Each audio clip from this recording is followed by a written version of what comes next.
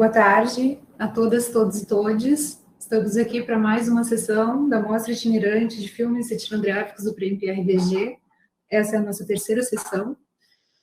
E esse encontro, então, é uma realização conjunta, né, do LEPAIS, que é o Laboratório de Ensino, Pesquisa e Produção em Antropologia da Imagem e do Som, e do LABOME, que é o Laboratório das Memórias e das Práticas Cotidianas da Universidade Estadual do Vale do Acaraú, em Sobral, no Ceará.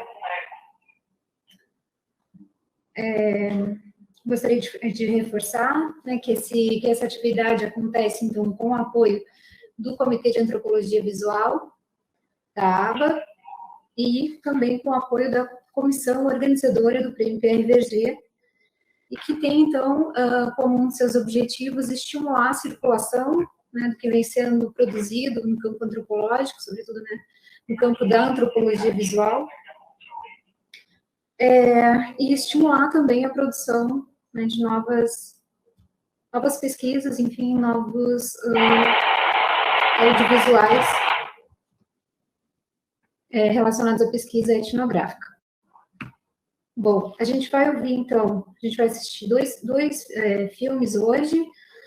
O primeiro é um curta, chama Alag Bedé, foi produzido em 2021, com duração de 12 minutos, e esse filme foi dirigido, então, pela cineasta Safira Moreira, em parceria com o antropólogo Lucas Marques, que estará aqui conosco hoje. Ele já está aqui na sala. Bem-vindo, Lucas. E o Lucas trabalhou, então, em sua pesquisa de mestrado com a ferramentaria de orixás, né? E o filme parte daí. Esse filme, então, recebeu o primeiro lugar na categoria curta-metragem, assim como o filme que nós vimos na sessão passada, Nossos Espíritos Seguem Chegando, produzido por Ariel Ortega, né, Corai Poti, e o Bruno Uller. Então, só para destacar aqui, nessa edição do prêmio, nós tivemos 2 primeiros lugares nessa categoria curta-metragem. Bom, o segundo filme que a gente vai ver na sequência, então, é o Transnômade, A Viagem da Minha Vida, produção de 2021, com duração de 46 minutos. Esse filme foi dirigido por a Rossana Fraga, que é fotógrafa e pesquisadora, realizadora audiovisual, e conta um pouco sobre o projeto de viagens pela América do Sul de uma mochileira trans negra. Esse filme recebeu, então, o segundo lugar na categoria média-metragem. Então, a gente passa agora para a exibição desses 2 filmes e retorna para o debate. Sejam, de novo, bem-vindos e bem-vindas.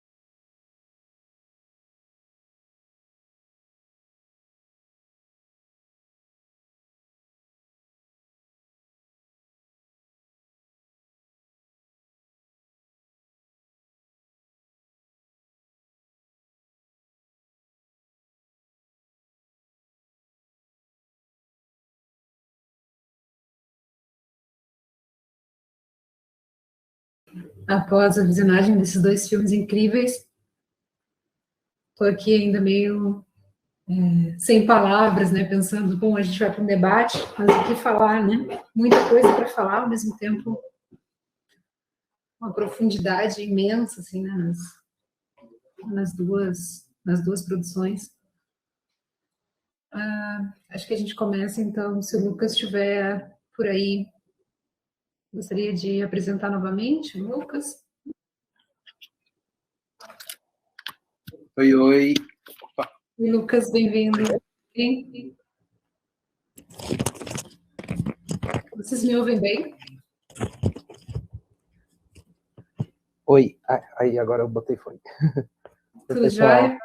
Tudo bom? Boa tarde, Daniele. Obrigado aí. Boa tarde. Super bem-vindo, nós que agradecemos. Prazer de ter aqui. Queria te parabenizar de novo pela produção. Obrigado. Falar, então, que o Lucas é graduado em Ciências Sociais, com mestrado e doutorado em Antropologia pelo Museu Nacional, né, da UFRJ. e trabalha, então, com essa relação entre a feitura e a agência das coisas e a espiritualidade no candomblé. Aí tu pode aprofundar um pouco mais quando for se falar, né? Estou só dando uma palhinha para o pessoal. E, não sei se tu assistiu, participou na semana passada, mas a gente tem trazido assim para a conversa questionamentos que têm relação com a própria antropologia, né? Pensar de que maneira os filmes etnográficos contribuem, né, ou fazem parte da antropologia contemporânea, né?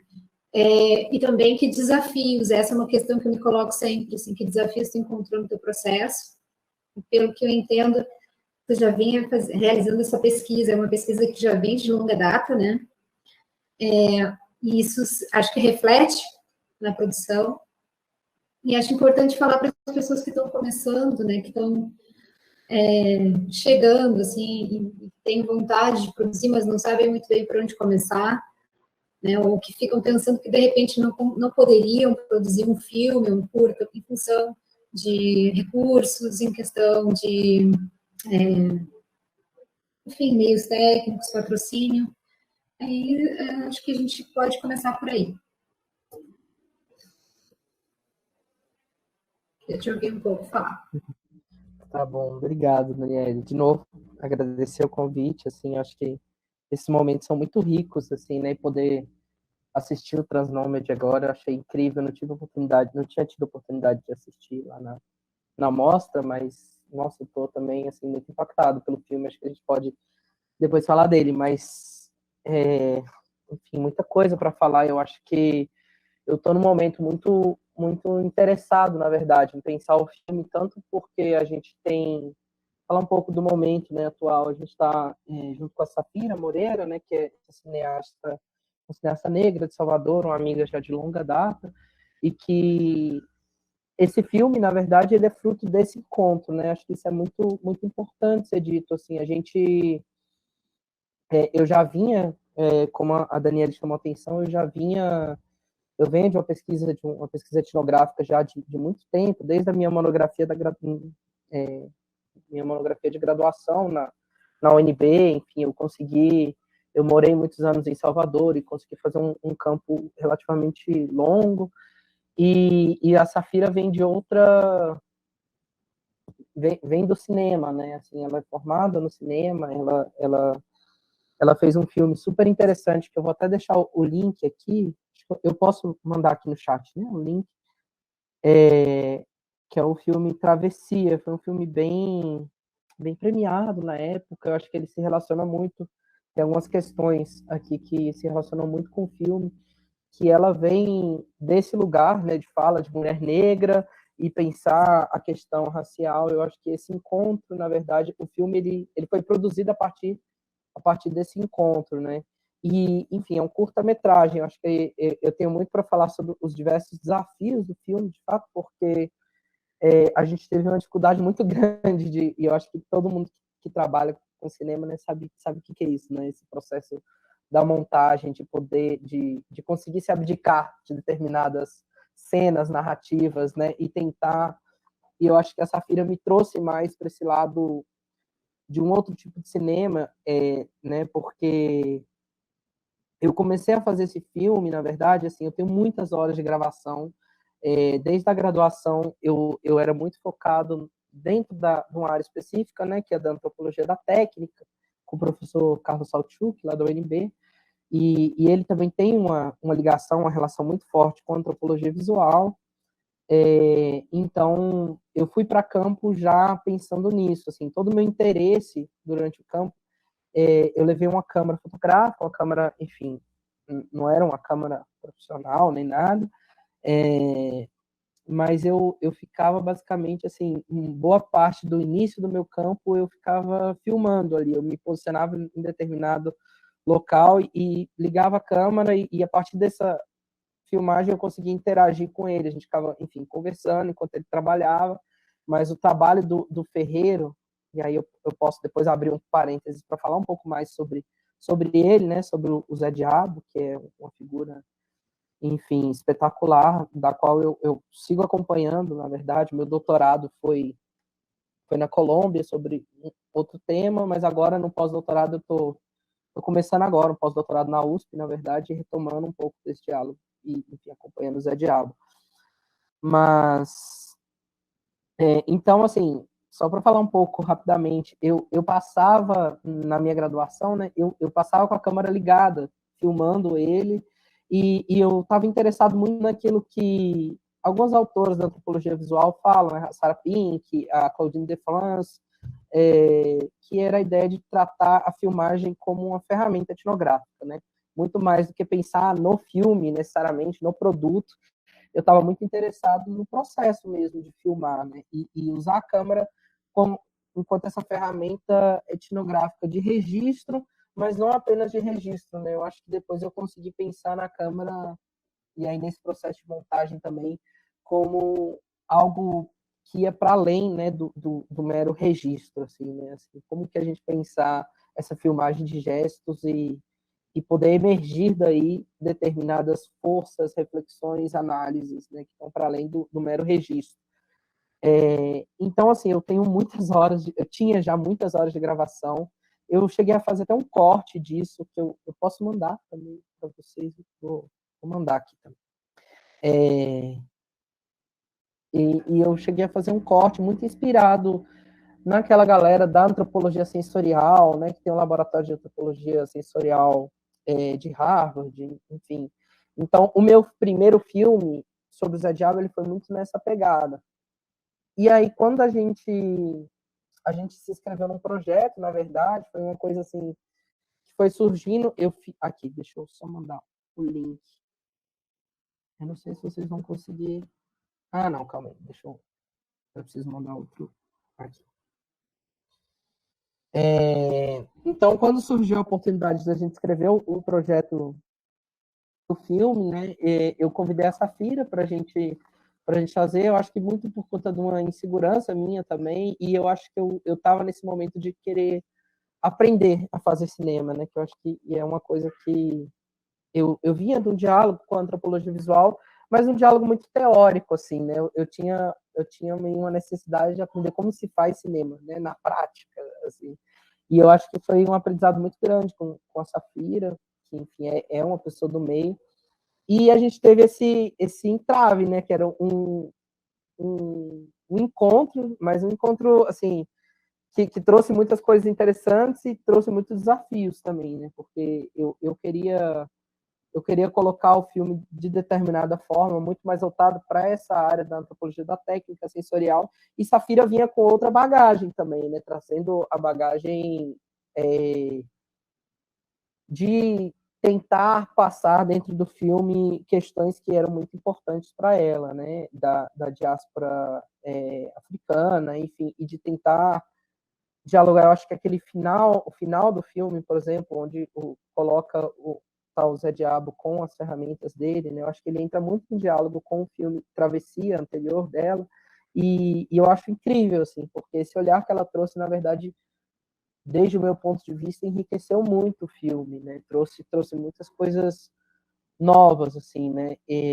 Então foi isso, assim, foi esse encontro que agora, aí retomando, assim, no início a gente está foi um curta, né? A gente ganhou um edital pequeno, a gente tinha a proposta de fato de fazer um filme pequeno, e a gente ficou com aquela vontade de fazer algo maior, né? Algo que eu acho que a vida do Zé Diabo, e aí para além da questão, que era uma questão que me interessava, né? Da individuação da ferramenta, né? Como que uma ferramenta de santo, e aí, enfim, depois a gente pode falar um pouquinho disso, né? Que Zé Diabo é um ferreiro que faz ferramentas de orixá, né? E essas ferramentas, elas não apenas representam os deuses, né? Mas elas, a partir de uma série de feituras e rituais, elas se tornam os próprios deuses materializados. E, de alguma forma, ele dá vida a essas ferramentas, né?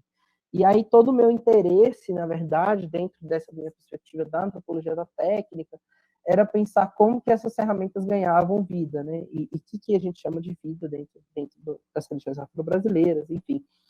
E aí, com esse encontro com Safira, eu comecei a pensar, e eu acho que esse é um tema que agora eu estou tentando explorar um pouco mais no meu pós-doutorado agora, que essa individuação é mútua, né? Assim, de alguma forma, se a ferramenta está se fazendo Deus, o próprio Zé Diabo também está se fazendo como ferreiro, e ele traz uma narrativa que, enfim, eu acho super interessante, dessa ancestralidade que ele vem, né, com Ogum, que é o orixá ferreiro, o orixá da técnica.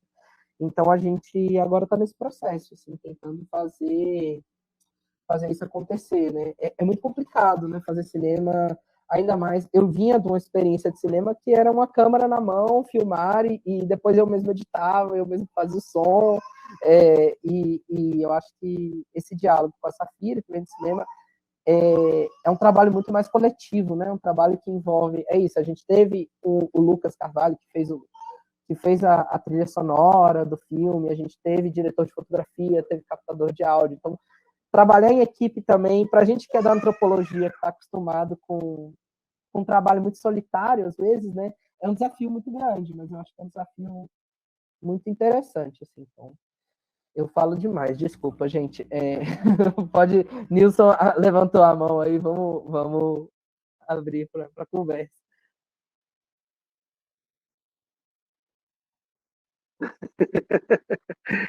Bom, vamos lá. Primeiro, dar os parabéns aí pro Lucas, né, e toda a equipe. Eu também gostei muito do Punch. Eu já tinha visto, né, os dois filmes no ano passado, e é muito bom revê-los, né, novamente, e ter essa oportunidade de conversar, né, com o pessoal que é ao redor do processo. Ao ver o filme, o seu, Lucas, assim, percebe-se claramente, assim, a presença da linguagem do cinema, né, inclusive do ponto de vista de algumas escolhas estéticas, a questão mesmo da estabilidade, né, enfim, da qualidade das cores, né, da coloração, e uma série de aspectos, né, até mesmo essa escolha, né, vou colocar a voz em off e na imagem priorizar, né, ele fazendo as ferramentas, né, eu achei interessante a ideia. A minha questão, Lucas, eu queria saber, assim, como é que foi a recepção do filme, né? Vocês mostraram para o Zé, e eu imagino, não sei, eu não tenho muito conhecimento, que existam também outros ferreiros, né, que fazem ferramentas e tal. Se vocês tiveram essa iniciativa de mostrar também o filme, né, para pessoas dos terreiros também, enfim, dos outros ferreiros, né, que também trabalham com essa arte, com essa técnica, né? Enfim, eu queria saber assim, a questão mesmo da recepção, né? Se vocês mostraram primeiro, né, como é que foi a recepção.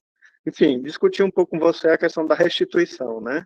Que tanto está presente na antropologia visual e eu acho que é um tema bastante importante para discutirmos aqui. Parabéns aí. Legal, Nilson. Obrigado pela pergunta. Eu acho que é super importante, de fato. Assim, primeiro, essa questão você chama a atenção da linguagem do cinema e eu acho que é isso mesmo, assim, foi até um desafio, porque no meio do filme, eu acho que se conecta um pouco com o contexto que eu vou falar, né? A gente tinha um desafio muito grande de filmar, porque toda a filmagem que eu fiz durante muitos anos, ela era na oficina antiga dele, né? Que aquele espaço foi reformado, foi até uma luta dos ferreiros, a gente está na ladeira da Conceição da Praia, em Salvador, e é uma ladeira que tem muitos ferreiros, marmoristas, serralheiros, enfim, é um território negro de Salvador, e que passou por um processo de luta muito, muito grande, assim, que começou lá em 2013 e durou muitos anos, que era a Prefeitura de Salvador tentou expulsá-los daquele lugar, com a irônica ideia de colocar ali ser ateliês de arte, né, como se aquelas pessoas não fossem artistas, e aí isso, enfim, desencadeou um processo de luta muito grande dos ferreiros, que eles conseguiram, de fato, assim, que a prefeitura reformasse todos os arcos e aqueles arcos voltassem para eles, né? Então, a oficina do Zé foi totalmente reformada e se tornou um espaço, a princípio, meio estéril, assim, né? Eles pintaram todas as paredes de branco, colocaram piso, o que não tinha nenhum diálogo com o trabalho daquelas pessoas, assim, não tinha nenhum sentido ter um piso porcelanato numa oficina de serralheria, enfim, e as paredes brancas também. Então a gente teve esse desafio muito grande. E aí a gente tentou, não, vamos pegar as gravações que eu fiz, né, de muitos anos. E quando a gente foi ver, né, assim, desde o ponto de vista das pessoas do cinema, era isso, era tudo tremido. Eu não tinha essa preocupação técnica, né, que o pessoal do cinema tem muito com a estabilidade da imagem, e tudo mais. Então a gente aproveitou muito pouco, assim, infelizmente, para mim é uma pena. Eu acho que eu sou mais desapegado um pouco sobre essa linguagem, mas enfim, a gente estava de fato nesse encontro e eu acho que esse encontro também produz coisas interessantes para a gente pensar. E em relação à recepção do filme, a gente, uma das primeiras, a primeira vez, na verdade, que ele passou no cinema foi numa mostra de Salvador, foi na Mostra Internacional Coisa de Cinema, e aí foi lá no Glauber Rocha, que fica ali, é um cinema que fica em cima da ladeira da Conceição da Praia. E aí foi super interessante que a gente conseguiu convidar o Zé Diabo, óbvio, mas vários ferreiros da ladeira da Conceição da Praia, assim, que não são ferreiros de santo, de orixá necessariamente, mas, enfim, são pessoas que estão dentro desse contexto também, enfim, fazem parte dessa história. E aí foi muito legal que eles tiveram a oportunidade de ver o filme pela primeira vez no cinema, né, assim, junto com a gente. E aí isso foi muito legal, assim, eu acho que isso desencadeou, na verdade, todo esse projeto, ele desencadeou uma coisa super interessante a partir dessa restituição, que é um processo que está acontecendo ainda, e eu acho que é um processo longo, que envolve muita coisa, que é nesse processo de luta, de reconhecimento pelo espaço, essas pessoas também começaram a se reconhecer como artistas, como artífices, né? Assim, não apenas como trabalhadores braçais, enfim. Então, eles estão nesse processo atual de se reconhecerem e se reivindicarem artistas negros contemporâneos, assim, né? Eu acho que o caso do Zé Diabo é muito específico, porque ele, de fato, alçou uma categoria, assim, agora as obras dele estão presentes na Pinacoteca, no Museu de Inhotim, o Museu Nacional acabou de comprar também acervo da obra dele, então, assim, ele, de fato, a obra dele passou a circular, às vezes, muito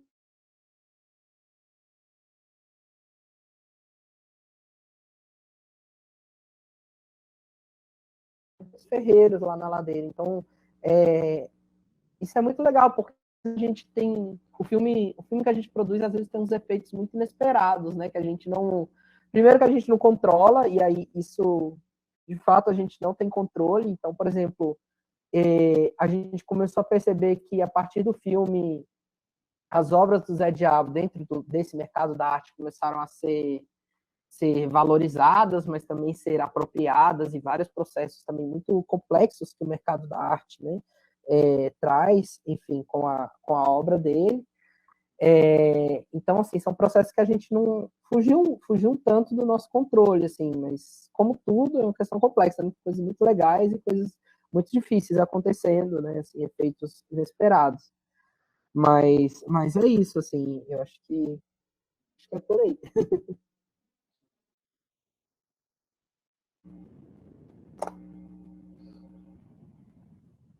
E eu só falando uma coisa que eu acho que dialoga bastante com o Transnômade, que eu fiquei bem interessado em ver, que eu acho que foi um desafio também da nossa gravação, que a gente gravou também no meio da pandemia. E a gente optou por não deixar e tornar isso explícito necessariamente, né, para o espectador. Assim. Foi um desafio enorme para a gente, porque gravar com um senhor de idade, né, no meio da pandemia, assim, foi um desafio muito grande, ainda que, assim como é retratado lá no Transnômade, né, lá as pessoas da ladeira da Conceição da Praia não pararam em nenhum instante, então, enfim, mas a gente tomou todos os cuidados, enfim, a gente estava todo mundo de máscara, um certo distanciamento, isso requeria da gente também, até em termos de filmagem, né, uma coisa específica, Só que eu achei super interessante que o Transnômade, né, colocou isso muito explícito, né, esse percurso também, eu achei isso super legal também do filme, né, de dar essa pausa da pandemia e mostrar como que isso afetou também, né, a própria filmagem e tudo mais. Eu achei muito legal. Assim, só um comentário que eu acho que faz uma relação também com o filme. E todos os dois são uma espécie de etnobiografias, né? Sim, mostra, vamos dizer assim, tendências dentro desse campo, né? De cada tema, né?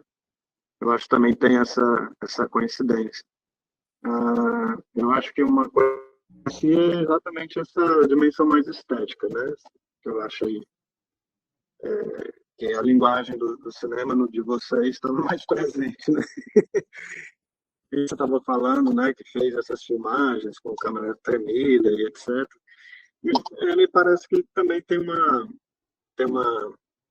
pelo menos na antropologia visual, você tem uma força maior, não é nem na questão de preocupação com a estabilidade, é porque também tem uma força muito maior da câmera estar participando do processo de pesquisa também e própria construção da imagem, né? E o próprio pesquisador, né? O que o Nichols vai chamar, né, de documentário participativo, né? Vamos dizer assim. E aí, às vezes, não tem como evitar mesmo, não. A câmera tremida, ela aparece.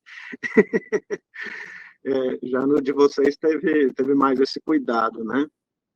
Aquelas cenas que ele está sentado, parece que está sendo fotografado, né? Enfim, teve mais esse cuidado com a estabilidade, com a coisa, com o ritmo, né? Da imagem, enfim. Por isso eu digo que ele me pareceu mais um filme observativo, né? Eu estava ali observando ele fazer, né? Se bem que o Transnômade, de uma certa forma, também, em alguns momentos. Eu acho que também tem essa coincidência com o Transnômade. Daniele, quer falar? Puxando o gancho aí do Nilson, fiquei pensando nessa questão que tu trouxeste também, né, da importância da montagem, que também foi um desafio, né, e pensando que tu tens horas de gravação que não foram utilizadas, né, que tu, nesse processo também precisou fazer uma seleção. E isso também remete ao que a gente faz com os textos etnográficos, né?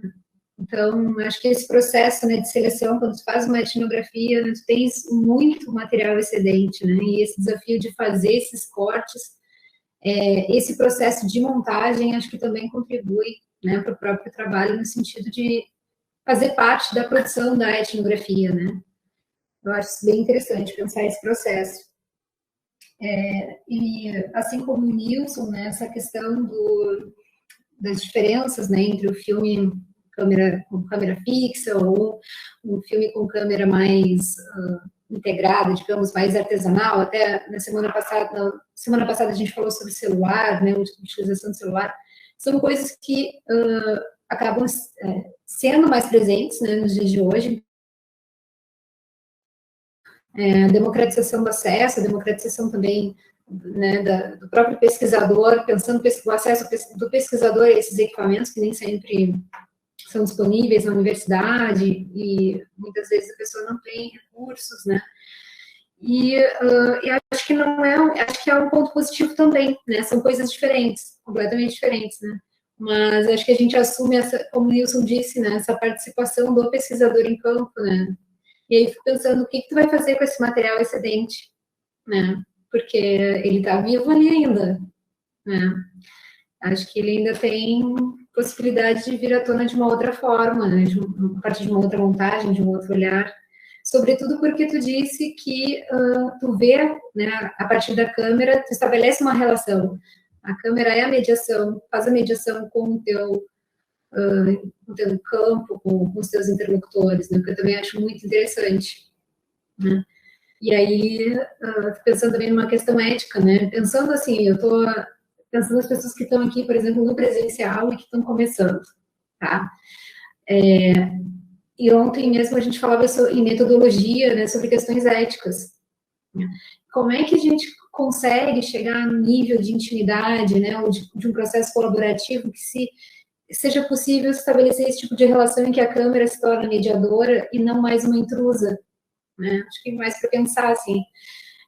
Para mim, a câmera também é uma mediadora, assim, sobretudo a partir da fotografia. Eu não trabalho com filme, né? Mais fotografia. Mas no meu campo atual, por exemplo, eu não tenho condições de trabalhar com fotografia porque é um campo mais delicado que lida com questões, enfim, né, éticas importantes, assim. Mas acho que são coisas para se pensar sempre, né, quando se trabalha com imagem, assim, na potência e nesses desafios que também são éticos, né, que dependem dessa construção compartilhada, né. Uma outra coisa que achei importante, né, que tu trouxeste, que foi um trabalho compartilhado, é um desafio trabalhar em equipe, a gente sabe, mas também enriquece pra caramba, né, o processo, a gente aprende muito, né. E me chamou a atenção durante o filme, assim como as imagens, a construção sonora mesmo, né, tem todo um cuidado com a construção sonora, assim, que também agrega um outro, te leva para um outro caminho, né, do imaginário, assim, para além das imagens, né, mas com elas. Coisas que eu fiquei pensando aqui a partir dessa conversa e do filme. Super legal, Daniele. Eu acho que tem muitas coisas para pensar mesmo, né? Em relação ao desafio ético, eu acho que de fato é uma questão, assim, né? Eu sempre tive muito receio de chegar com a câmera no lugar e toda essa questão, né? De você chegar, ligar a câmera, porque muda completamente a relação, né? A partir do momento que você liga uma câmera, a pessoa, enfim, fica incomodada ou entra numa espécie de performance específica, né? Que você acaba, enfim, acaba afetando muito aquilo, né? Eu acho que eu peguei um contexto muito específico, assim, eu tinha um pouco, eu era muito novo, né? Comecei a fazer campo muito novo, e é isso, o meu campo, a princípio, foi na oficina do Zé Diabo. Então, assim, eu consegui estabelecer com ele uma certa relação de amizade, a princípio, e essa relação foi, aos poucos, mudando para eu me tornar uma espécie de aprendiz dele, né? Então, assim, o meu dia a dia no campo era, de fato, ser um aprendiz dele, desde atender os telefonemas até cortar chapa, cortar os ferros, e aos poucos eu fui, né, tendo esse engajamento prático. E eu tinha muita dificuldade de entender alguns gestos, né, assim, que ele fazia para poder até reproduzi-los, assim, praticamente. Então, assim, eu comecei a conversar com ele e aos poucos ele foi entendendo que era isso. As gravações que eu estava fazendo eram de alguma forma também um registro para eu próprio poder memorizar esses gestos, né, essa cadeia operatória da construção da coisa. E aí, aos poucos, a câmera entrou de uma maneira muito natural, assim, na nossa relação, sabe? Eu conseguia pegar a câmera e ficar com ele, eu acho que sem necessariamente ele entrar numa espécie de mise-en-scène específica, né? Eu acho que isso foi muito rico. Ao mesmo tempo, no doutorado, por exemplo, eu fiz doutorado na Colômbia, né? No meu campo foi na fronteira da Colômbia com o Equador, numa região, enfim, que também é uma região muito delicada em relação enfim, a guerra, né, ao narcotráfico, enfim, tudo isso. E eu não consegui também, assim, a câmera era um negócio que eu tive que abrir mão, total. Era uma coisa que eu achei que no começo eu ia filmar pra caramba, tal, e eu cheguei lá e percebi que não, assim, toda vez que eu tentava pegar a câmera, eu me colocava em risco e colocava as pessoas que estavam do meu lado em risco também, então eu achei melhor abdicar, assim, eu consegui tirar algumas fotografias, tal, mas nada que, enfim, eu não tornei a câmera, né, como uma espécie de mediadora do meu campo. Então é isso, acho que depende muito, né, de cada campo, de como que a gente constrói essa relação. Eu fiquei muito impressionado com trabalhar com cineastas, equipe, né, de cinema, que acho que eles têm outra relação também, né, assim, que acho que a gente que vem da antropologia tem uma relação muito mais cuidadosa, né? Eu só fui ligar a câmera depois de, sei lá, 2 meses que eu passei com ele, e isso foi indo aos poucos, assim, né? E é isso, né? Aquela coisa de ter uma equipe de filmagem, de chegar lá e colocar a câmera. Eu acho que as pessoas eles não têm muita preocupação com isso. Que por um lado é bom, porque eu acho que às vezes a gente também, esse excesso de zelo nosso também, às vezes impede da gente criar, né? De poder, enfim. E às vezes as pessoas nem estão se importando tanto com isso. Acho que depende muito, né, dessa relação que a gente estabelece com as pessoas. Mas, por outro lado, invasivo, né? Assim, soa invasivo. Então, é isso. Esse processo compartilhado foi um processo de mútua aprendizagem, assim, né? E bom, você me perguntou, né, o que eu vou fazer com essas horas de gravação. É muito interessante, que eu acho que essas gravações, como eu disse, a oficina mudou, né? A oficina foi totalmente formada, então, de alguma forma, as minhas filmagens viraram também uma espécie de arquivo do que era a ladeira antes, do que era a oficina dele antes. E aí, agora, nesse processo da gente pensar um longa-metragem também, uma das coisas que eu coloquei para a Safira, em diálogo com ela, foi justamente esse, assim, olha, eu quero usar parte desse material, eu quero, às vezes, poder abdicar desse zelo estético, enfim, que é importante, porque eu acho que isso permitiu com que o filme também rodasse em muitos festivais, foi pro Festival de Cinema do Rio, foi pro Festival de Tiradentes, enfim, e eu acho que esse zelo foi fundamental, de fato, né, assim, para que ele pudesse circular nesses espaços.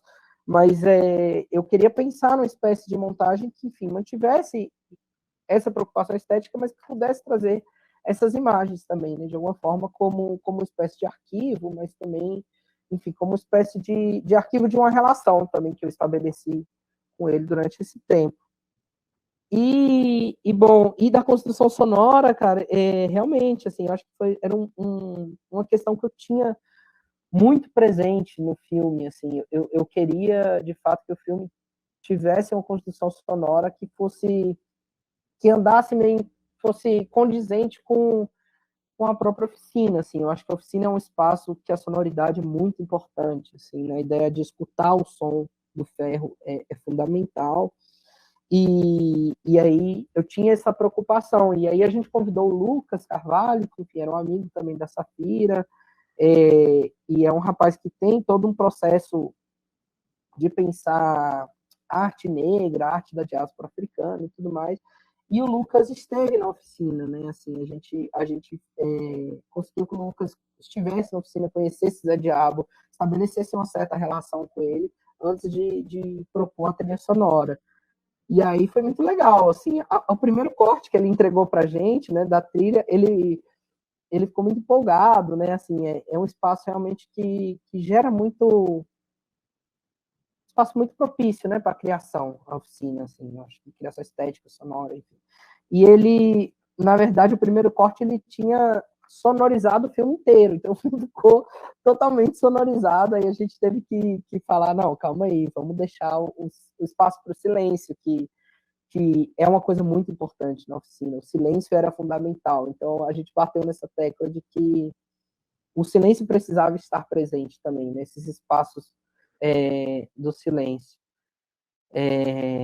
Então, foi isso, assim, um diálogo, né, trabalhar coletivamente realmente é um desafio. Para mim, que é isso, eu estava acostumado com uma espécie de antropologia muito solitária, né, de você ir fazer campo sozinho, depois você, claro, nunca é solitário porque você está com aquelas pessoas, né, tudo que você escreve a partir e junto com as pessoas com quem você trabalha, com seus interlocutores, mas esse processo de escrita, né, de escrita era um processo solitário, e aí, enfim, eu acho que isso, pelo menos para mim, abre, na verdade, outras possibilidades, né, da antropologia compartilhada, que eu acho que, enfim, o Jean Rouch já fazia isso, a gente tem muitos exemplos de antropologia compartilhada, que é algo que eu estou, na verdade, cada vez mais interessado, assim, né, também pensar numa espécie de antropologia compartilhada com o próprio Zé, com as pessoas da ladeira também, e nesse diálogo com outras pessoas, né, fazer um trabalho coletivo é muito, muito enriquecedor, de fato.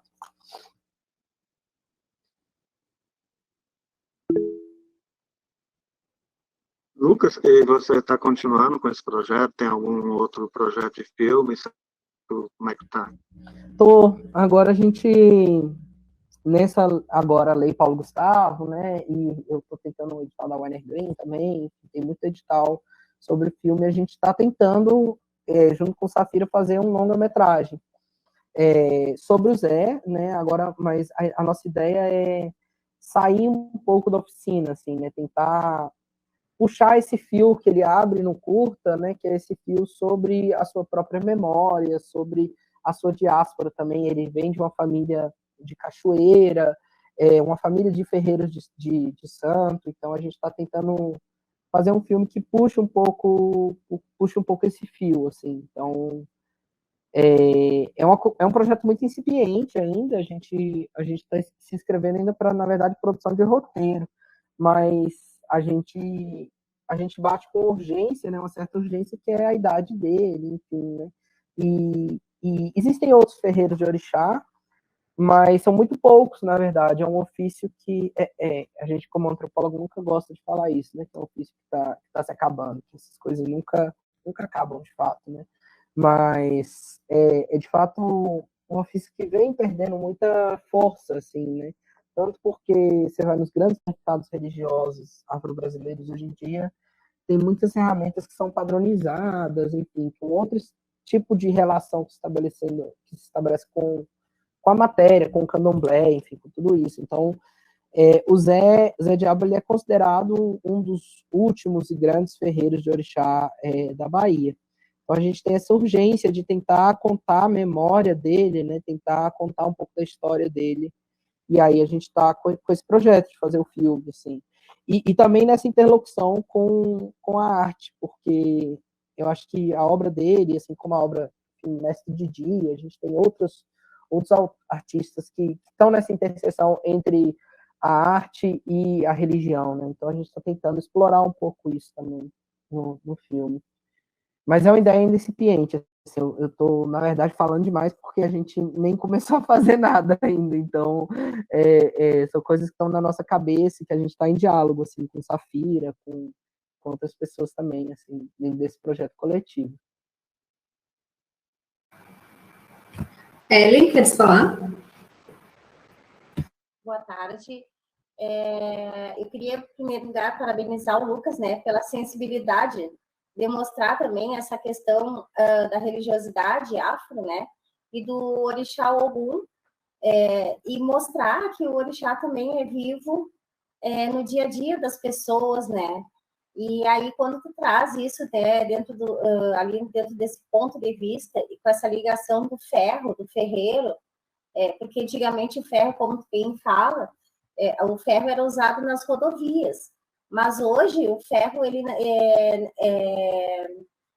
embora seja usado em qualquer espaço, porque um prédio não é feito se não tiver ferro numa construção, então, né, mas acaba tendo uma outra visão, né, sobre o ferro.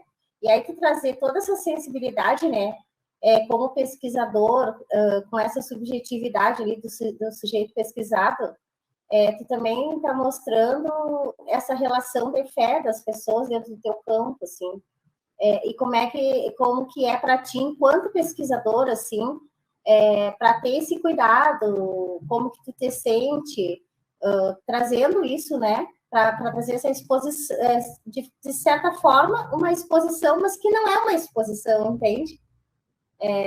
Eu acho que muito legal, assim, parabéns. Obrigado, Ellen, obrigado demais. Essa era uma preocupação muito grande minha, que eu estou querendo, na verdade, explorar nesse outro projeto, né, que a gente está pensando, que é justamente dentro dessa minha perspectiva, que vem da antropologia da técnica, de filmar os gestos e tudo mais. Eu sempre me preocupava assim, de pera lá, mas eu estou filmando algo que tem força, né, que dentro do candomblé a gente chama de axé, né, que tem, o ferro nunca é um simples pedaço de ferro, né, o material. E aí, como filmar, né? Como filmar esses processos que não são visíveis, né? E eu acho que não só como filmar, mas como a partir... E aí eu acho que é isso, o som, a montagem, tudo isso entra para dar uma espécie de... para expressar essa sacralidade do momento, né? Que eu acho que é muito fundamental. E aí, por exemplo, a cena inicial, que a gente traz ele no ferro velho, né, escolhendo o material. E isso é algo muito importante para ele, como você mesmo disse, Ellen, assim, ele tem toda uma preocupação em escolher esses materiais. Então, por exemplo, os ferros que são ferros de ferrovias, ferros de embarcações marítimas, ferros que pertenceram enfim, são considerados ferros mais fortes, assim, né? Ferros que carregam mais axé do que um ferro comprado numa loja de, enfim, ferragens, por exemplo. Então, assim, esse ferro que já contém uma certa história, enfim, ferrovia é o domínio por excelência de Ogum, né? Então esses ferros já carregam mais força. E todo o trabalho do ferreiro, né? Eu acho que eu trabalhei isso na minha monografia de dissertação, tentando um pouco dar conta disso. Todo o trabalho do ferreiro, na verdade, é fazer com que aquele ferro, que já possui uma força em potencial, ele se torne cada vez mais vivo, até ele se tornar um orixá, né? Que a ideia é que essas ferramentas elas se tornam o próprio Ogum, né? Elas recebem o sangue, enfim, elas recebem uma série de sacrifícios e se tornam um orixá. E aí você traz uma coisa muito interessante, né? Que assim, é uma preocupação minha também, de como mostrar esse mais além, mas como não mostrar isso de uma maneira espetacularizada, por um lado, ou como mostrar isso de uma maneira que respeite aquilo que no candomblé é muito importante, que é a questão do segredo, enfim. Né? Eu sou uma pessoa do candomblé, eu sou de orixá, então, enfim, eu acho que eu tenho um pouco essa sensibilidade, mas isso também não quer dizer nada, porque enfim, tem um monte de gente que é do candomblé também que está fazendo um monte de coisa que não se deve. Mas era uma preocupação muito grande, assim. Então, por exemplo, a gente não filma nenhum assentamento, né? Que é depois do momento que esses ferros vão para os terreiros de candomblé, eles acabam assentados e tudo mais. E era uma preocupação, assim, meio um zelo, porque desde o ponto de vista do Zé Diabo, ele não teria nenhum problema. Ele falou, não, pode filmar, não tem problema não. Mas a gente sabe que, enfim, claro que para ele pode, e eu acho que a gente teria autorização para fazer esse tipo de filmagem, mas poderia ser sensível para outras pessoas também. Então, para evitar entrar nesse debate, né, também, que poderia sobrecodificar a mensagem que a gente quer passar, sobrecodificar a mensagem do filme, a gente decidiu não mostrar nenhum assentamento, não mostrar nenhum tipo de sacrifício, nada disso, e tentar mostrar esse lado que é um lado mais da cozinha, né, do candomblé, assim, é o lado de preparação, né, é o lado de antes da ferramenta chegar no terreiro, né, ela passa por uma série de processos para chegar lá de uma maneira, enfim, carregando já com ela essa vida.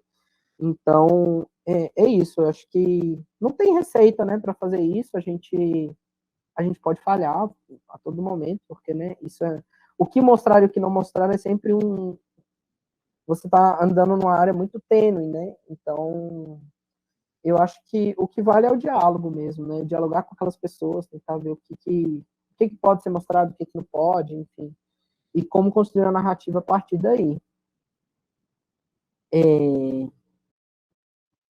O Mauro, né, fez uma pergunta aqui no... Lucas, tu já pensou em desenvolver esse trabalho que tu fez com o Zé Diabo, que faz referência a algum, fazer referência aos outros orixás? É super interessante, Mauro. Eu acho que daria um trabalho super legal, na verdade, né, assim.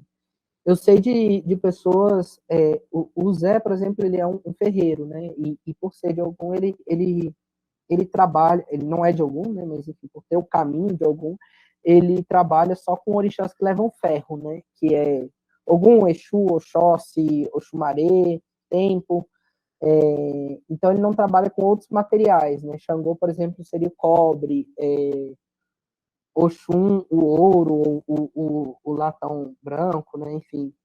E eu sei de outros artistas que trabalham tanto em Salvador como em Cachoeira, que trabalham, né, com outros tipos de materiais. Assim, eu sempre tive muito interesse em pesquisar mais a fundo eles, e eu acho super interessante a sua ideia, na verdade, né, porque, na verdade, é isso, né, a ideia do nosso longa é tentar justamente expandir esse ciclo de referência a algum para pensar a ideia de caminho, né, então, assim, ao mesmo tempo que algum está sendo criado, o caminho do Zé também está sendo criado e tudo mais. E aí pensar isso com outros orixás daria, sei lá, uma série.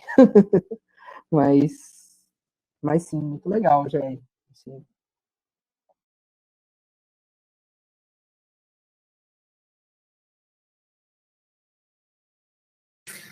Mais acima, aqui no chat, o Mauro Rogério tinha comentado também sobre o título, né, o nome do documentário, que eu achei super interessante. Se quiseres comentar também sobre isso. Ah, legal. O nome Alagbedé, na verdade, é o nome do projeto também. Eu vou mandar para vocês o site que a gente fez, esse projeto que a gente ganhou da Fundação Gregório de Matos, ele, na verdade, a gente espremeu, era um projeto com pouca grana, mas a gente fez um site, uma exposição virtual, o documentário e a cartilha. E aí, eu acho super interessante o site. Ele tem a exposição virtual que foi feita na própria oficina dele, né? Enfim, e aí ele traz esse nome, Alagbedé, que é um nome em Yorubá que se dá ao ferreiro, né? É um caminho de Ogum também, Ogum Alagbedé. Na verdade, Alabedé, né? A gente fala Alagbedé, mas é Alabedé. E, e é isso, né? É o orixá ferreiro. Foi super legal isso, porque a gente falou com o Zé, é uma pessoa que, enfim, fala Yorubá, né? Dentro da liturgia do candomblé. E ele nunca se importou muito com o nome, assim. A gente a gente procurou um nome, né, para chamar o filme. E ele que sugeriu que a gente continuasse com esse nome do projeto, que enfim, tem a ver. E é isso. O Transnômade também eu achei só um parênteses, assim, porque eu tô muito impactado com esse filme também. Eu acho que é um filme que traz muita coisa pra gente pensar. E eu achei o nome incrível, assim, né? Que é o nome que ela dá ao canal do YouTube, né? A Natasha dá ao canal do YouTube dela. Eu achei super legal também. E é interessante que nesse da Rosana, ela inclui vídeos da Natasha também, né? Que são mais nesse, entre aspas, muitas aspas, amador, né? Que eu achei super interessante esse diálogo também, assim, que é uma possibilidade para pensar o teu longa-metragem, né? Exato. Bem bacana. E uma outra coisa que me chamou a atenção, assim, para além das questões que são abordadas no filme, que são muito potentes, né? Aquele trecho, né, em que a Rosana está gravando a Natasha trucando, né? E ela diz, eu estou gravando, ela fala bem baixinho, eu estou gravando, mas eu não sei se vou usar, né? E ela diz, não tem problema, né? Não me importa. E aí ela deixa isso no filme, né? Tipo, a própria negociação que se estabelece no de todo o trabalho ali, com uma questão mais sensível, né? Ela traz para dentro do filme, incorpora, e acho super importante, né? Mostrar isso enquanto uma produção etnográfica. De novo, para quem está começando, para quem já está na estrada também, porque às vezes a gente desvia, né, de algumas coisas e acaba. Acho que a gente precisa estar sempre refazendo essa vigília, né, uma reflexividade constante. Achei bem interessante. E outra coisa que eu fiquei pensando nessa proposta de transnômade, né, a ideia de território e de desterritorialização, né? Nesse processo, ela desterritorializa o próprio corpo, né, a própria se reterritorializa, né, usando aí os termos de Deleuze e Guattari, quando ela constrói, né, essa pessoa, esse outro gênero. Achei muito interessante, muito importante, assim, esse trabalho, né? Quando ela fala também, né, nós nos tornamos o resultado da nossa viagem. Então, essa reflexão dela mesma durante todo o processo, né, que é incorporado, assim, é muito incrível, como se ela estivesse falando com a gente. E aí eu sinto falta de que ela mesma estivesse aqui no debate, né, além da diretora, assim. E aí quando ela diz isso, né, nós nos tornamos o resultado da nossa própria viagem. Né, e aí a mochila como uma metáfora para a experiência. Achei muito potente, assim. Para além de outras tantas questões, né, que ela traz, que a gente poderia, e acho que é importante também, a gente falou sobre isso no ponto passado, né, da popularização, da divulgação desses filmes, de fazer chegar nas comunidades, né, como o Nilson faz, já a partir de visualidades, mas que não é algo bem pontual, assim, isso que o Nilson faz, pelo que eu vejo, assim. Acho que a gente tem que fazer chegar mais nas comunidades, né? Imagina a potência de trazer um filme desses, né, para dentro de uma escola e dialogar sobre esses assuntos, né? Não só com os estudantes, mas com os próprios docentes, que muitas vezes ainda carregam uma série de preconceitos, né, em relação à própria questão de gênero. Não sei se mais alguém gostaria de falar. Só, assim, a título de exemplo disso que você está falando aí, Daniele, ontem estava vendo um evento aqui na universidade e me convidaram para participar porque era uma atividade de mostra de filmes. Eu confesso a vocês que eu vou pedir desculpa, mas eu não lembro muito bem do filme, mas era de um professor lá do Amapá, da história, que fez um filme dele também discutindo sobre essa questão trans, né? E ele estava usando esse material como material didático, né, na escola.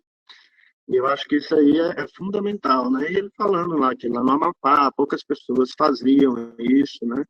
E a gente sabe que na nossa rede tem muitos filmes discutindo também sobre essas questões, não só sobre essas discussões, mas também essas questões relacionadas aos povos de terreiro, né, que tem muitas produções, mas pouco circulam nas escolas, né?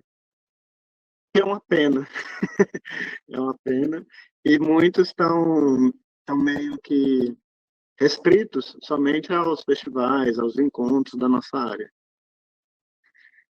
Eu acho que, aí, só repetindo um pouco, né, o que a gente já discutiu no último encontro, o ideal é que a gente pudesse, dentro mesmo do próprio comitê, né, de antropologia visual, discutir um pouco mais sobre isso, para ver mecanismos, né, para que a gente possa estar circulando mais, né, esses filmes, principalmente para esse público do ensino básico, né, pegando Fundamental 2 e ensino médio, e também nas comunidades, né, na forma como a gente faz, tentando ver como é que a gente pode ampliar isso para todo o Brasil, né. Eu acho que, pelo menos na experiência que a gente tem trazido bons resultados, e faz com que a própria comunidade um pouco passe a pensar um pouco mais sobre a própria realidade delas, né, assim, das vivências que ela tem no cotidiano, dialogar mais com a gente, né, da universidade, que geralmente a gente está muito distante ainda dessas comunidades, né. Ainda tem muito aquele tipo de situação de fazer pesquisa sobre, né? E não fazer pesquisa com. E eu acho que a gente tem que começar a discutir mais sobre isso. Só para reforçar o que você já estava dizendo.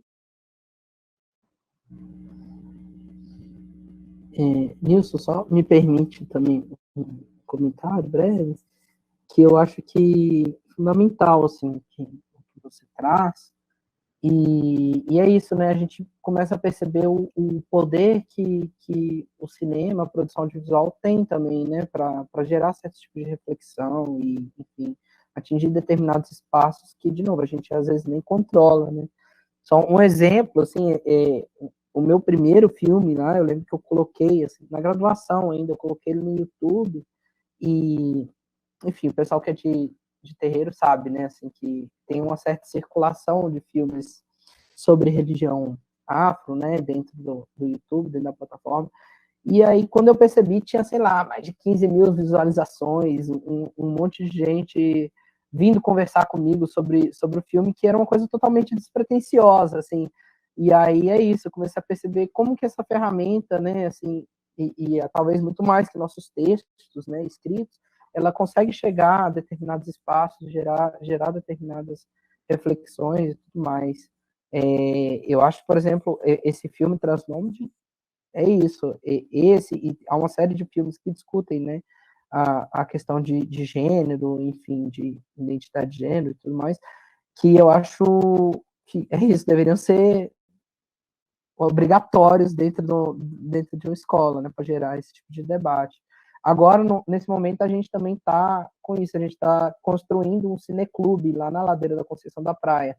E a ideia também é que, a partir esse cineclube seja feito junto com os trabalhadores, né, assim, tanto para gerar determinados tipos de reflexão sobre, e aí, enfim, vai ser um cineclube muito mais voltado ao direito da cidade, território, né, pensar em tudo isso que vem do processo de luta deles, mas que seja um espaço também, é isso, que gere esse tipo de encontro, né, que eu acho que é o mais rico que a gente tem na antropologia, né, durante muito tempo essa antropologia, a antropologia que que o Ocidente fez, né, foi essa antropologia sobre, né, e fazer essa antropologia com também é permitir que a antropologia possibilite determinados encontros, né, de pessoas, de temas e tudo mais, e isso é muito interessante, porque é isso, né, a gente servir como uma espécie de caixa de ressonância, ou seja, não se trata de dar voz ao outro, de representar ninguém, eu acho que a gente já passou, né, graças a Deus disso há muito tempo, mas que a antropologia sirva como uma espécie de ponto de convergência mesmo, onde as pessoas possam se encontrar, e, enfim, e refletir sobre determinados assuntos. Eu acho que isso é de fato muito rico, assim, né? É o que a gente pode trazer de interessante, na verdade, para essas pessoas com quem a gente trabalha. Eu lembrei do nome do filme agora. Colorindo, quer dizer, me lembraram aqui, desculpa. Colorindo, heteronormatividade na cultura escolar no Amapá, né? Se vocês quiserem, depois posso até compartilhar o link, porque ele é aberto, né? Qualquer um pode acessar, mas eu lembrei agora. E ele foi feito exatamente para a escola, né? E você estava falando da necessidade de passar esses tipos de filme nas escolas, Lucas, mas só lembrando que já existe uma lei, né, em que a gente é obrigado a passar, ter conteúdo, por exemplo, sobre a história da África, né, sobre essa indígena, né, no Brasil. Então, acho que falta a gente, as instituições aplicarem nessa lei, de fato.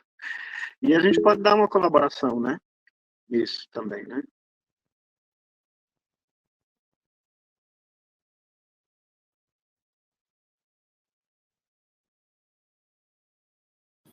Só trazer um comentário rapidinho aqui, que foi postado no YouTube, da Vitória Lima, que é mestranda aqui no PPGante, no FEPEL. Ela diz: boa tarde. Já havia visto o filme Alabedé, e gostei muito, uma inspiração sem dúvida, parabéns. Queria compartilhar com vocês aqui também no chat, já que a gente está falando dessa coisa da popularização, né, de expandir as nossas produções e de outras formas de tornar público, né, o que a gente produz na academia. E esse site é um site que se propõe a publicações de vídeos, né, assim como a gente tem publicações de revistas, é possível publicar vídeos, filmes, no caso, né, o jornal Revista de Antropologia Fílmica, Revista de Filmes Antropológicos. Compartilhei aqui com vocês, achei interessante dar uma olhada, não conhecia, fiquei sabendo há pouco sobre a existência. E é uma forma também de pensar, né, enfim, é uma saída, né, uma maneira de também estar divulgando para além desses espaços, né, dos festivais, e, enfim, dos eventos que a gente organiza. Pensar também o próprio filme enquanto uma publicação acadêmica, né. A Ellen quer falar ainda. Pode falar, Ellen. Como vocês falaram, né, a respeito da Lei 10.639, que é uma lei que trabalha, né, que a história e cultura afro-brasileira e indígena nas escolas, eu acho que a grande contribuição da antropologia, principalmente quando vocês estão falando em antropologia da imagem, eu acho que é um grande desafio é tentar interseccionar isso com as escolas, porque às vezes fica muito fechado. Eu vejo isso no meu município, né, aqui no Rio Grande do Sul, e eu vejo que, por exemplo, no meu município não há um número né, eu desconheço um número de antropólogos. Então, o que acaba acontecendo? Não é levado para o município, as pessoas acabam desconhecendo. E quando trabalha a lei, acaba trabalhando na semana de 20 de setembro. E aí fica restrito a uma semana trabalhar aquele conteúdo. Mas não diariamente, não semanalmente, né? E eu acho que até como questão para combater, né, o racismo dentro da escola, porque a gente sabe que o racismo é estrutural. E aí falar sobre o povo de terreiro é um desafio maior ainda. Fazer essa desconstrução acaba se tornando, eu acho que é um desafio mesmo, né, antropológico, mas o antropólogo é de extrema importância, eu acho, para que esse trabalho seja desenvolvido. Então, de repente, assim, nos comitês de ética, eu não sei como, né, eu sou leiga, desconheço essa questão, mas levar para os comitês de ética essa questão, né, de fazer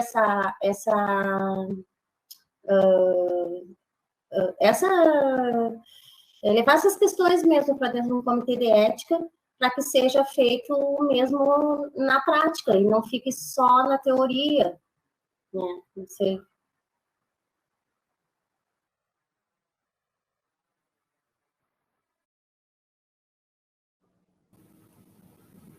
Acho que é uma questão importante que tu traz ali, porque realmente o que a gente vê hoje em dia nas escolas ainda, apesar de toda essa discussão que a gente tem, né, na universidade, ainda é essa reprodução, né, de uma data específica onde se discute um tema que não merece uma data, né, merece ser discutido diariamente.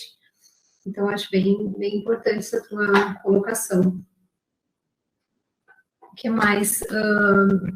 Eu queria compartilhar com vocês, rapidinho, aqui, com o pessoal que está assistindo, se for possível, a página do Prêmio PRVG, pode ser? Tá bom.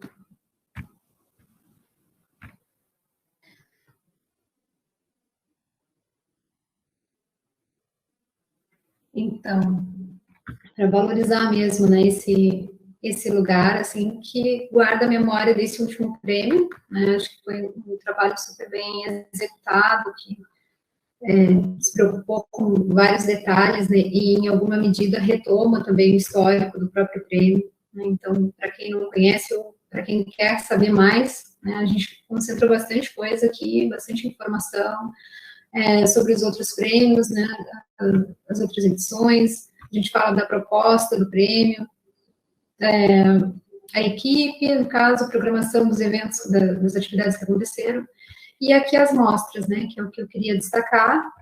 A gente está trabalhando aqui com os filmes etnográficos, mas a gente sabe que há outras categorias, né, de participação, como ensaio fotográfico e desenho, né? O desenho entrou nessa última edição para a categoria, para um formato competitivo, né? Já havia acontecido na edição anterior, mas no formato experimental, e agora ele entra, então, como parte da premiação.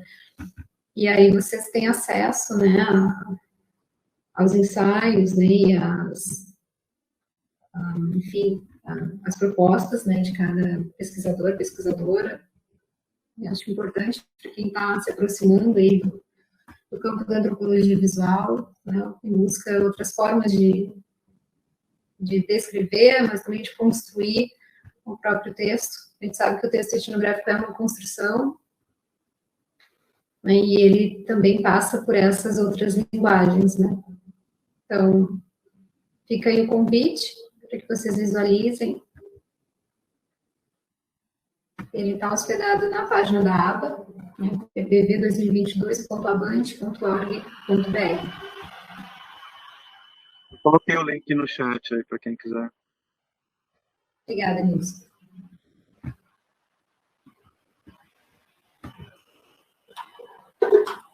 Não sei se mais alguém gostaria de fazer algum comentário, alguma contribuição. Eu já te digo, Lucas, que estou aqui ansiosa já para saber mais sobre a próxima produção e para poder acompanhar também, né, esse longa-metragem. Certeza que vai ser incrível. Fiquei imaginando aqui, né, o seu Zé Diabo recebendo esse filme nesse momento que vocês oportunizaram, né, e pensar que a linguagem do cinema, como tu disseste, né, a questão da estética, ela agrega um valor, né, que dá um certo estatuto, assim, de essa coisa, né, estou na tela do cinema, né? Que a gente está visualizando no cinema da UFPEL. Então, é essa coisa, né, dessa valoração, que acho que também é importante, né, super importante para alguns interlocutores, algumas interlocutoras, no sentido também de validar suas trajetórias, né? E aí eu fico imaginando essa pessoa, né, se vendo na tela, a emoção, enfim, como que ela incorpora isso, né? É uma segunda camada aí de experiência, na experiência dela. Eu acho que isso foi super importante, assim, para ele, enquanto processo subjetivo mesmo, né, de se valorizar para os outros ferreiros também que estão nesse processo de luta, foi algo fundamental, assim, e eu acho que é isso, assim, para quem está começando, eu acho que a antropologia visual oferece muitas possibilidades, né, assim, eu achei incrível esse site, o site esteticamente está incrível e os trabalhos estão, eu venho acompanhando o Prêmio PRVG já há algum tempo e eu achei esse ano de 2022, assim, um nível absurdo, né, assim, dos filmes. Eu fiquei até surpreso quando a gente ganhou, falei, caramba, porque, de fato, o nível tá muito bom, assim, e eu acho que traz muitas questões, né, eu vejo, a gente está agora num momento também minimamente favorável para pensar produções culturais, pensar produções de cinema, né, tem saído vários editais aí, enfim, várias coisas que eu acho que a gente na antropologia tem que se apropriar também cada vez mais, sabe? Porque eu vejo por mim, assim, desde a minha graduação, eu tinha essa concepção de fazer filme etnográfico, que é isso, é uma câmera na mão e vamos embora, vamos fazer do jeito que dá, eu acho isso muito rico, eu acho isso traz também uma certa linguagem, traz um certo diálogo super interessante, mas também a gente tem a possibilidade também de disputar esses editais, de pensar narrativas e tudo mais, que a gente consiga, né, a partir de um trabalho coletivo, fazer uma coisa maior, que, enfim, esteja envolvido com a produção e tudo mais. Então, eu acho isso super interessante, assim, eu acho que quando eu escrevi esse projeto de filme, eu achei que, cara, não ia passar de jeito nenhum, que, enfim, né, tá disputando com pessoas que já estão dentro do cinema e tudo mais, mas é isso, a gente traz uma coisa, a gente tem algo a contar, né, assim, a gente que vem da antropologia e o diálogo que a gente tem com os nossos interlocutores é algo muito rico, que o cinema, de alguma forma, carece, né, um certo tipo de cinema, então eu acho que isso é muito importante, assim, muito rico, a gente tem que disputar esses espaços também. Sim, bateu uma curiosidade aqui agora em relação a esse momento em que tu escreve o projeto que tu envia, né, que vai ser avaliado. O argumento dele é pensando num documentário, pensando num filme etnográfico, ou não existe mais esse limite entre um e outro, na tua opinião? Eu fiquei muito com muita dificuldade de escrever um argumento, né, para documentário, acho que isso foi algo complexo. Eu pensei numa ideia de filme etnográfico que, num diálogo com Safira, enfim, com outras pessoas do cinema, a gente acabou transformando isso num modelo mais, enfim, que a gente conhece de documentário, né? Mas, enfim, eu acho que essa é uma questão que nos próprios editais não está tão discriminado, né? Hoje em dia a gente vê, de fato, né, as coisas, até a grande discussão, né, entre documentário e ficção, acho que hoje em dia também a gente já, de alguma forma, conseguiu superar um pouco esse debate, porque de fato tem pessoas produzindo documentários, ficções documentários, e não dá mais para a gente falar, né, que o filme ainda tem gente fazendo documentário clássico naquele modelão, mas eu acho que as coisas se embaralharam um pouco mais, e isso é muito rico, assim. Eu acho que as instituições estão abertas para receber também esse tipo de proposta, não sei. Bem legal. Obrigada. Nilson? Eu queria só agradecer aí a presença do Lucas, né? Muito grato aí pela sua presença.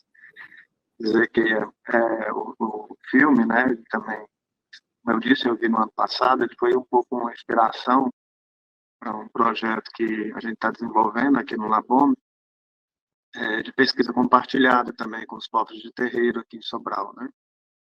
E a ideia da gente é exatamente produzir curtas com as pessoas, né?